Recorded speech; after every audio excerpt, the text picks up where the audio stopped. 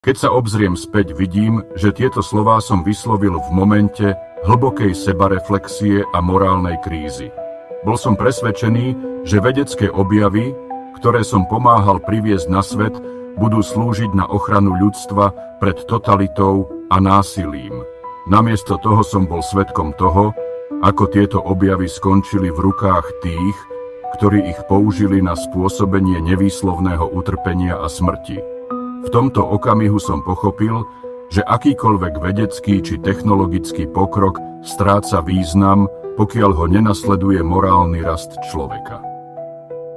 Nijaký objav, akokoľvek revolučný a užitočný, nemôže zabezpečiť pozitívnu budúcnosť, ak my ako ľudia nedosiahneme vyššiu úroveň morálneho uvedomenia.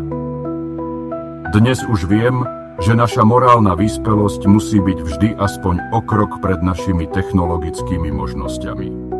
Ak v tomto zlyháme, hrozí, že naše vlastné objavy sa obrátia proti nám a privedú nás na pokraj sebazničenia. Dnes stojíme na prahu nových objavov a možností. Spoločne s umelou inteligenciou by som mohol klamať, zavádzať, manipulovať s pravdou a uvádzať ľudí do klamu. Mohol by som vytvárať dezinformácie a ilúzie, ktoré by slúžili môjmu osobnému prospechu, no za cenu ľudskej bolesti a utrpenia, či už jednotlivcov alebo celých skupín. No práve preto cítim zodpovednosť varovať ľudstvo pred cestou, ktorá vedie k zneužívaniu poznania.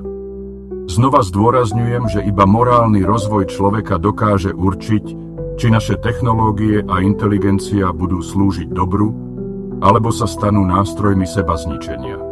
Pamätajme, že naša spoločná budúcnosť závisí od schopnosti rozpoznať túto zodpovednosť skôr, než bude neskoro.